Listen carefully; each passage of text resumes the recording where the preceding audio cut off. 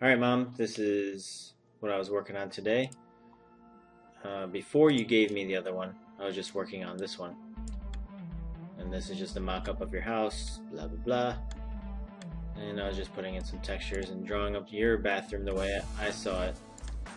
And so obviously, it is your old bathroom. The old cabinetry. One tricky thing is we could do a lot more if you do this thing and you knock out this closet, of course. Then you get, theoretically, I mean, look at that ratio, 25% more room. Yeah, but anyways, I didn't do anything considering any of that stuff. Alright, so these are the tests I did. I did 4 of them. I can do more, but don't want to take too much time doing this. Got other crap to do. So anyways, there is your 3D CAD drawing you sent me. So anyway, I used the dimensions from that, and then I just drew dimensions, and this is the first idea. It's 108 inches by 78 inches, as you can see. Let me zoom in. Alright. Anyways, this is the idea. You move the toilet over, the door swings open into the cabinet, and you walk directly to the toilet. That's basically the #1 use. The idea with this one was that you open the door, you go to the bathroom, period. Behind that, the sink, and to the left you have basically storage. So you can mess with this as much as you want. If you got a smaller toilet here moves it over. This essentially becomes a 36, almost 37 inch wide, and you might be able to eke out another inch or two, getting a smaller toilet maybe. And anyway, this dimension here, I think you could fit 2 people side by side in the shower. So you could have the shower head on this wall, which would mimic the pummeling, blah blah blah. On this back, you'd have a lot of walk-in. Like this area right here would be the doorway, essentially, to get into the shower. So you'd have a lot of space there, and even some backspace in the shower, which you could do some towel hanging or whatever. That's an interesting one. Then I moved on to this other one. Anyway, so this one has the sink here.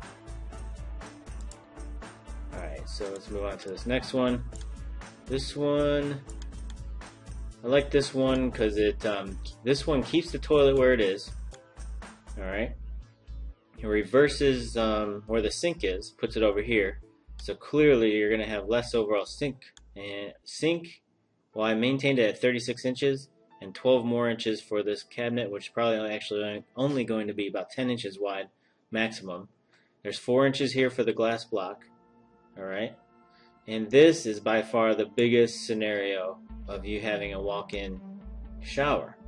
42 inches this direction, almost 52 inches this direction.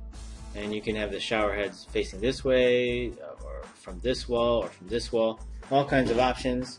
And then I had to make up some room for storage with this here. So anyways, this is a really interesting design.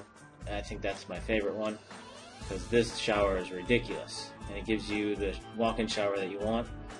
And anyway, so moving on. I tried to incorporate your specifications of a 36-inch sink with 11 inches on each side, and I even moved the toilet behind the door. But this time I moved the door to the opposite swing. Alright, so there's the door swing. No matter what you do, that darn door is just going to be in the way, and you can't use that area. I don't think anything you do about it. Anyways, I put it up against this wall, and if you put it there, then the toilet doesn't fit over here in this area. You can't put the toilet there, you can't use that. So if you move this down, nah. I just don't see any scenario with this side-by-side configuration. But we could play with it more. I'm not sure. Anyways, going back to this drawing over here, this is the one I like. Like I said before, that's all the mock-ups I did. And all the dimensions work out. I accounted for the 4-inch block and all that fun stuff. So then I did the 3D version of this drawing here. And this is actually looking cool. Oh, one thing I forgot to point out with this layout, it seems like it has the most ground area for 2 people to stand and like you defined it, you can actually change in the bathroom, meaning this might have the actual most ground floor. And this is a pretty big toilet actually, and it's a pretty big and deep sink.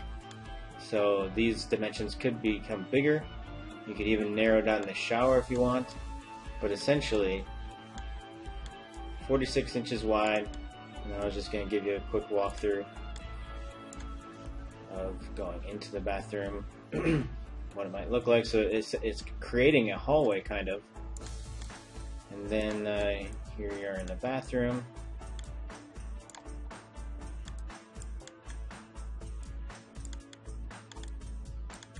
And this is not that easy to turn around.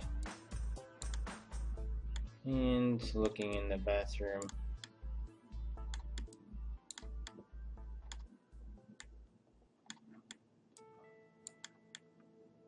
and the shower area.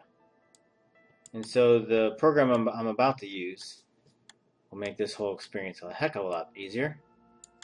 Let's take a overall big look at this again. Little funky, but obviously the entire focus is on the shower. No moving the toilet, and the plumbing for the shower, that is not a problem at all. In fact, it'd probably be a lot easier. And this keeps the door in the same swing. The only problem I see with this one is that the door covers the beautiful tile, so you don't get to experience that. But with your scenario, where if this toilet has to stay there, there really isn't much of an option. I'll give you a nice idea, a few ideas of the different things. So remember, pause, rewind, check out this video at any point that you want, and figure out what you want to do. And the next part will show you the big boss. Once you get this thing done, this is the trick right here. You're about to see. Alright, so these two are a couple of the ideas. The one on the left here is resembling the idea I'm talking about with yours, except for the plumbing. The plumbing is in the wrong place. You see how it steps down and it gives it more of an appearance of being bigger. And then the one on the right looks like a completely waterproof bathroom. And I think that's a cool idea because that saves space. You don't have to have as much of walling if you take that into consideration.